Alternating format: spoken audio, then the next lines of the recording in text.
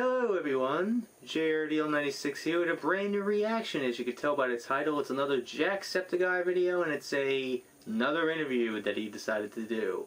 And this time he's doing it with, he's interviewing probably one of the biggest actors, well-known actors in Hollywood, one of the biggest names in Hollywood, Brad Pitt and Margot Robbie. Now, Brad Pitt, not really, like, I don't really know him that well. I don't really follow his career that much, but I've always heard of the name because he's one of the highest. His name recognition is up there with, like, maybe like Robert Downey Jr. or, you know, Keanu Reeves or John Wick. I don't know. And then you got Margot Robbie, who's still new to me ever since Wolf of Wall Street and also Suicide Squad as Harley Quinn and everything like that. So it's crazy to see that seeing Jack interviewing these two people. It's crazy. And especially the title alone makes it even more insane because he was very nervous. I could tell. If you're interviewing one of the biggest names in Hollywood, I would be nervous too. I don't think I would be able to handle it. But anyways, enough rambling. Let's just get right into it. So without further ado, let's react to this video, shall we? Let's get right to the interview.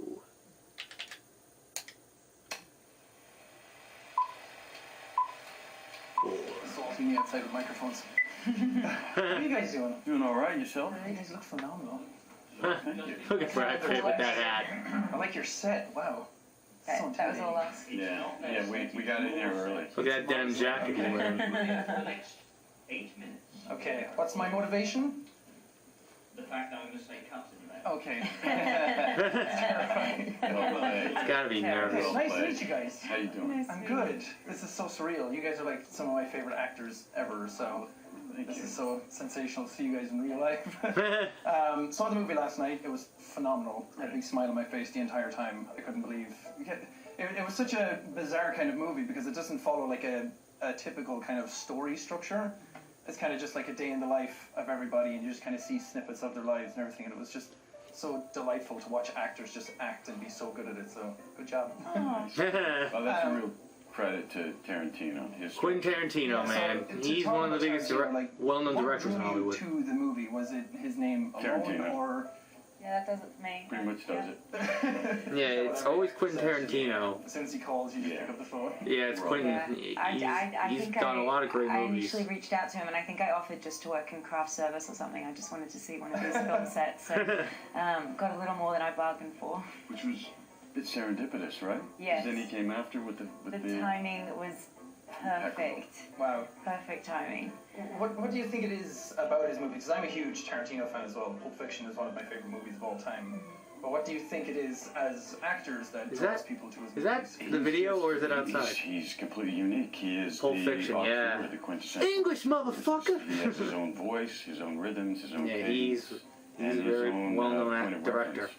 His movies are really good.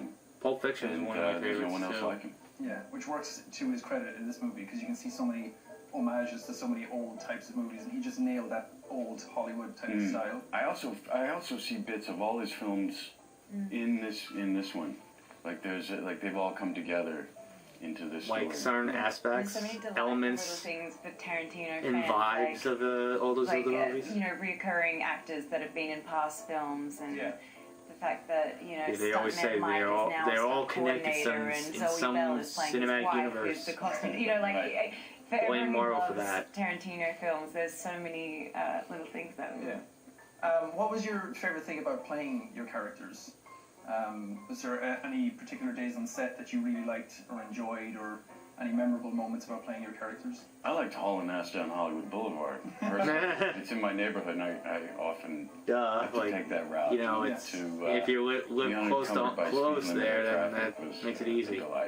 Yeah, because I was watching it, and I was like, is that actually him driving the car? He's going a bit fast. Good driver. Yeah. Oh, thank you.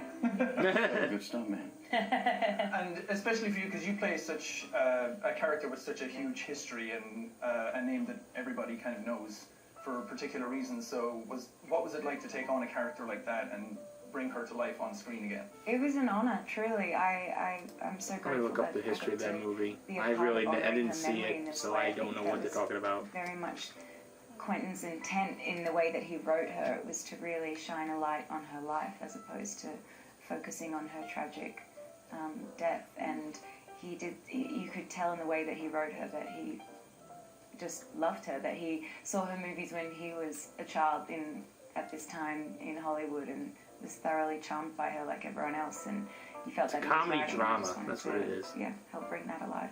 And in the film itself, and in Margot's performance, she's the joy and the hope within the film. Yeah. Of course, Leonardo DiCaprio is in it. Yeah, she definitely represents. Oh, one of the okay, things Sharon about Hollywood Tate. at the time, Yeah, and she's. America at the time, I know her and because of her murder the open arm, open door by policy Charles and, Manson.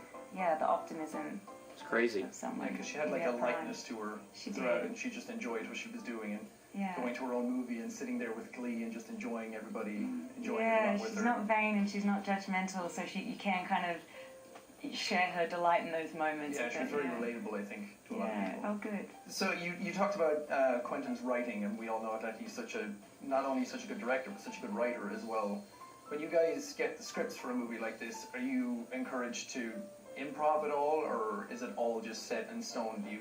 I don't. I mean, there's always room for it. Yeah. Tension on set, which he fosters, but I find his dialogue so specific that there's a music to it, and anytime you try to insert your little clever bits, it just cocks it up. Mm. Yeah. He's pretty special that way. Yeah, I kind of adapt depending on the director I'm working with. Sometimes I improv heaps with a character and a certain director, but like Brad said, you don't want to do that with Quentin's writing. It has its rhythm. You don't want to mess it up. I mean, maybe a word here and there, and if he likes it, you know he likes it. Yeah. If he doesn't mention it, you know you won't do it again. And what is it like to? Because it's shot very old school as well. It's all very practical. It's all very real. It's all done on set He's and a everything. purist, no CG. As actors must be. He's one of those actually old school just do guys. it all for real and give you more to work with. Well, sometimes, but you know, like in Like the for certain fight scene we things. do with Mike Moe, he says we're going to do it all in one, and I just hear, oh my God, we're going to do it all in one, and I say, but you can whip pan. There's a way to cheat it, you know, you can whip. Yeah, pan whip. and So you slice know, like how it, Ethan all does the good those bits whips. together. Yeah. Well, La La Land, I think it was one of those movies that did that. Yeah, so sometimes that purist attitude can be exhausting. Yeah, Challenging.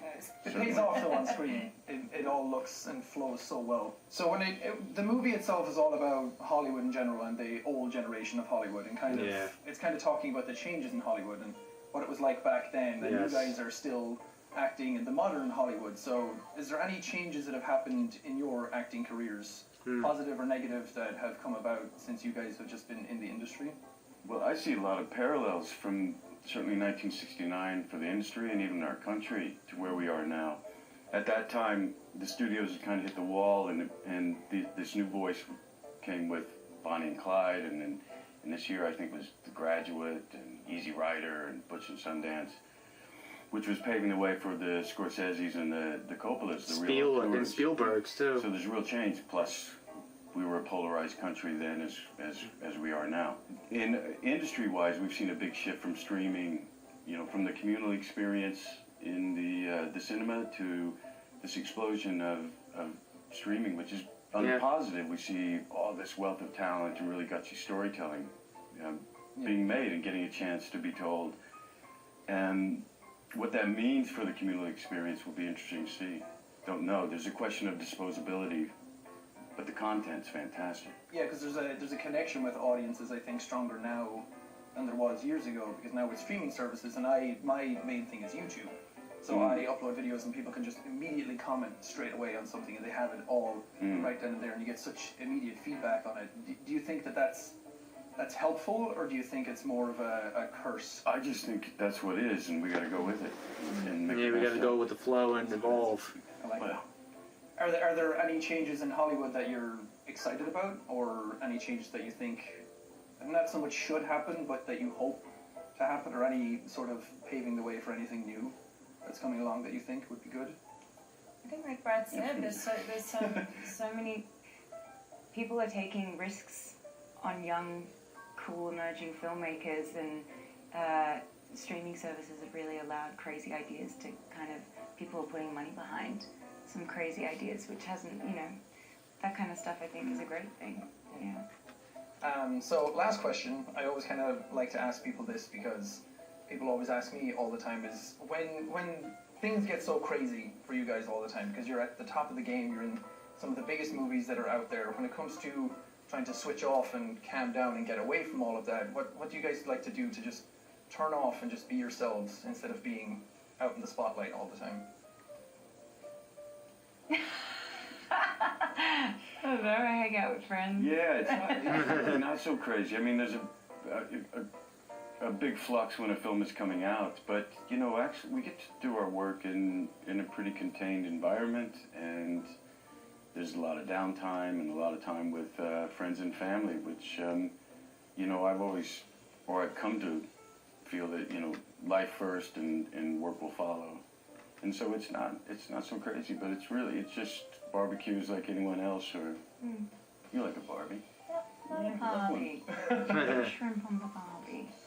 Great. Well, thank you guys so much. This has been wonderful. All right. So nice talking to you. Nice to talk to you Enjoy the rest of too. your day. Appreciate it. Thank See you. you later. Bye. That freaking jacket that Jack was wearing.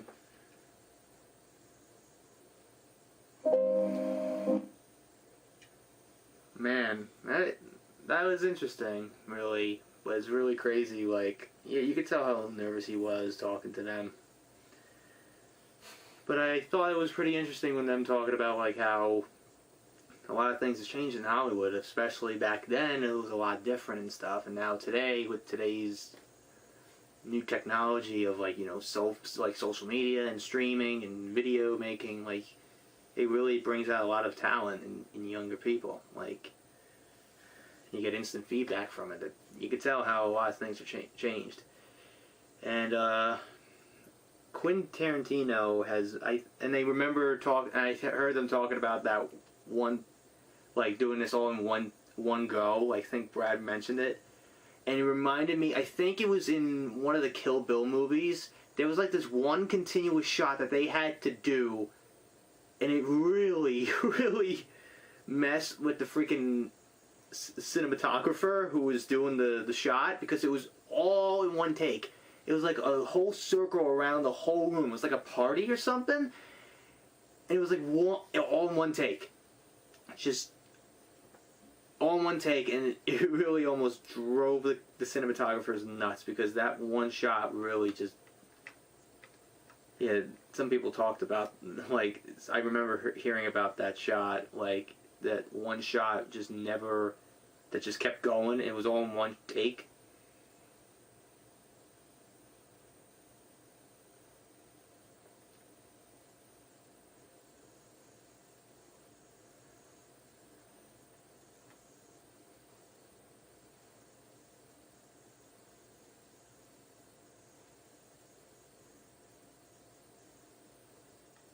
But Tarantino is a really well-known director.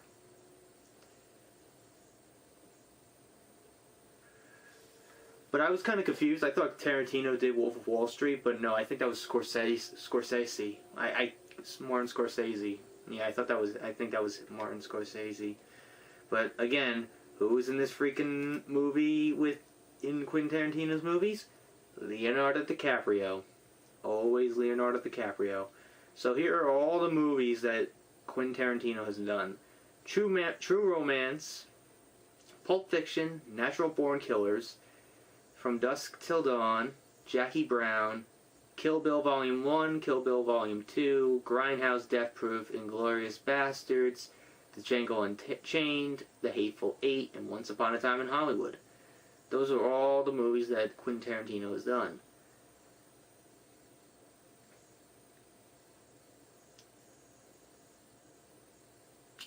It's crazy, man.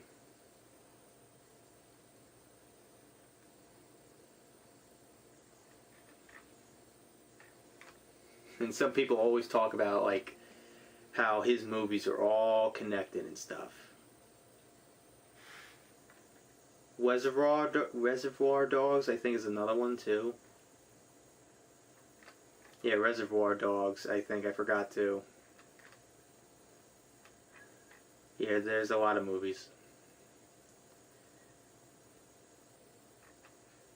He's done a lot of movies.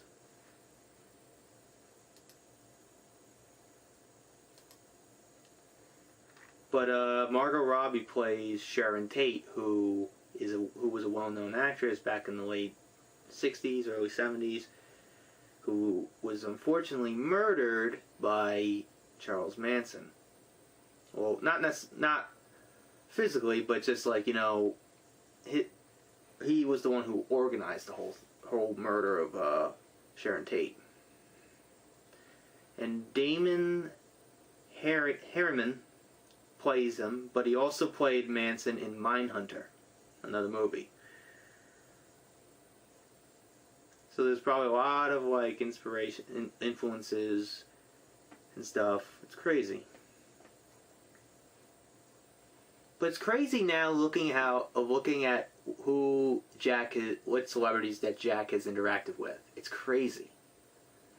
It was Ryan Reynolds first, then it was Jason Momoa, then I think it was the Chris Hemsworth and Tessa Thompson, and then Tom Holland and Zendaya and I forgot the guy who plays Ned. Him as well, like, and now Brad Pitt and Margot Robbie. Like, man, he's really, really getting the big celebrities now. I know he did say he was supposed to interview Keanu Reeves for John Wick 3 around the time, but they pulled it out like at the last minute. So I guess he got Chris Hemsworth and Tessa Thompson instead, which was nothing wrong with that. But still, that was awesome to watch.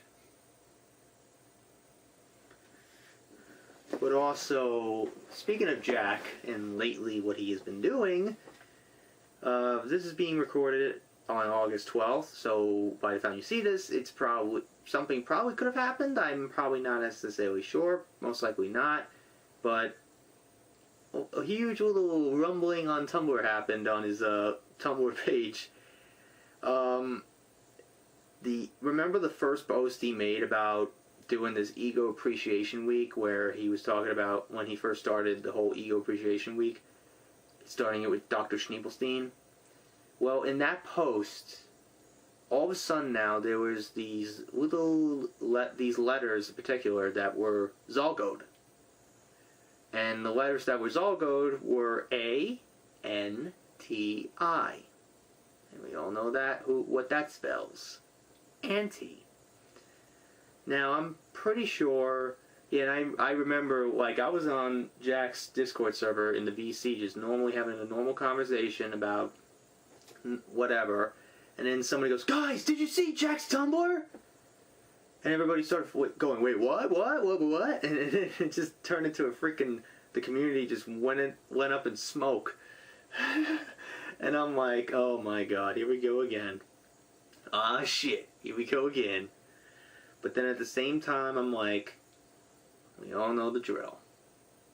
He does something a little cryptic with a little Zolgo or a glitch in any video of his, and no payoff whatsoever. And I know Jack said that he does have big plans to do some more ego content, but then again, he could be just blowing smoke up our ass just to shut us up. And also the fact that he's completely ignoring Auntie for Ego Appreciation Week. He decided not to do any Ego Appreciation Week for Auntie. Now, this is very strange, because why? Why not do something appreciative of your most popular alter ego out of all of them? Like, why don't you do that? Like, that's ridiculous. But then again, I don't know, because right now it's August 12th, and I have no idea what he did, and I'm pretty sure I would have found out by now. By the time you see this, I probably would have known by now. So, don't yell at me what happened, because I probably know already. But still, I don't know what's going to happen. Probably nothing, because usually that's what happens with Jack when he does these cryptic stuff lately for the last 2 years. He's been doing tease, tease, tease, tease, no payoff. That's pretty much what he's been doing. He's Mr. tease, tease, tease, repeat. Tease, no payoff, repeat. That's pretty much what he is. Tease, no payoff, repeat. Just keep constantly teasing and not give us like a good payoff, because we've all seen like great payoffs that he's done in the past, which was first the whole month of Auntie during Halloween 2 years ago. We saw it build up slowly, and you saw him really kind of take over, and he started glitching into some of his videos, and then it finally paid off with the Say Goodbye video. Then when he was doing that, he was playing another game, I think around January, February, and he started bringing Auntie back. Auntie started to appear in that, and the infamous line of "Forgotten, we're just too afraid to remember," and stuff like that. And then he paid it off with Auntie appearing at PAX East during Jack's panel. And then in June, while he was playing some kill the population game, infecting population game, I don't even know what it was actually called, but he just threw Auntie in there talking about how laughter is the best medicine for death. And then it kind of first somewhat paid off with Darkiplier versus Jacksepticeye, even though that was not necessarily canon. It was mostly fan service and a big fuck you to the fans who were digging the whole Dark Persona stuff, because they were just poking fun at us and poking fun at the whole idea of a Dark Persona. And then it really paid off with Kill Jacksepticeye Bio Ink Redemption. And ever since then, he'll throw an occasional tease here and there. Like the last tease that he really did was that whole JJ thing, the silent pumpkin carving. That was really like the last big thing. And then next thing you know, he did Mayhem. Then he tried to bring back Auntie during the whole Doki Doki Literature Club. And then some fucking cunt on Tumblr was like, "You're doing Auntie too much." And then ever since then, he's been really hesitant on doing Auntie again, in a sense. He claims he's trying to think of an idea, but really, for 2 years you still can't think of anything? I kind of find that hard to believe. Like, I don't know.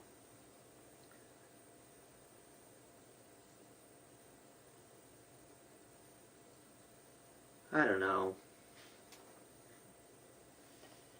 And then you had the mayhem when Schneep came back, and then Chase is all depressed, and then Chase gets haunted by Auntie and stuff, and then you had the green lens flare. Like, that was really nothing.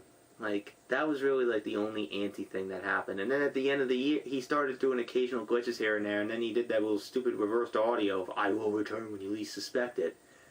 But then again, we were expecting Auntie to have his own appreciation week, but it may have to go. We have to go back to the whole "I will return when you least suspect it" thing. So that probably is probably one of the reasons why. But I don't know. Then you have to quit the game to win at the very end of the year, and then he did earlier this year he did the whole observation series, and that went nowhere. That went nowhere. Like everybody thought it would, but never did. He was just doing a little trickery with us. And right now, I'm pretty sure he's like, "Ooh, I got you guys." That's probably what he's doing right now, at the moment. When he did that, when he changed the whole Tumblr post and added some Zalgo into that old post. But I wonder why that post in particular. Because no one's going to really look all the way back. So yeah, maybe that. And also maybe that because of what Jack said in observation. Time is broken. Maybe that too, I don't know.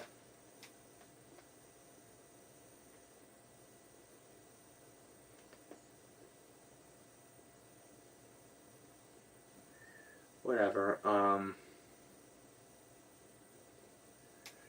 Anyways, enough of me going on this little rant somewhat, because, I don't know, it's just my opinion. Like, I think Auntie needs to really return right immediately, because at this moment, I'm kind of running out of patience, because for the last 2 years, he's been just doing nothing but just tease us and throw a little hint at us, and we don't get any payoff whatsoever.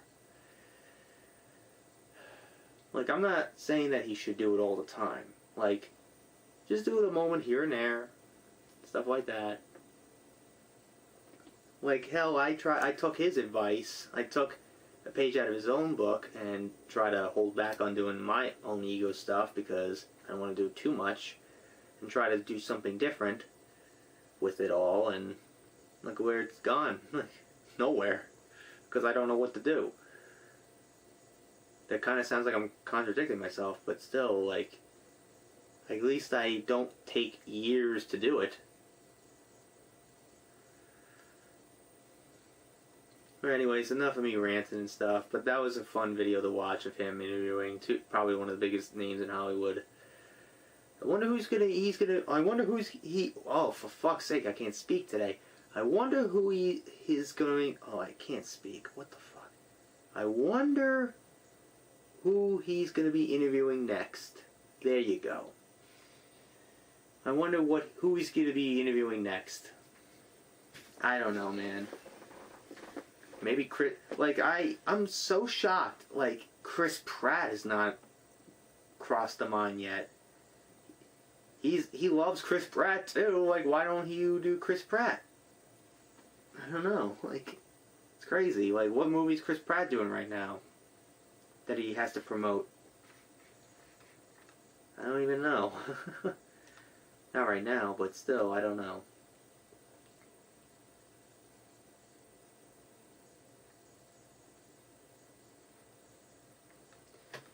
Anyways, I think that's officially it on today's video. So I hope you guys enjoyed today's reaction. If you did, hit the like button, subscribe, share this video with your friends. Be sure to ring that bell to be part of the notification squad. Be sure also to check out my Instagram, because I make collabs with Markiplier, Jacksepticeye, even myself. I also do reenactments and cosplays on there, so go check it out. Be sure to check out my Tumblr, it's in the description as well. So until next time, JRDL96 signing out, and I will see you guys in the next video. Peace.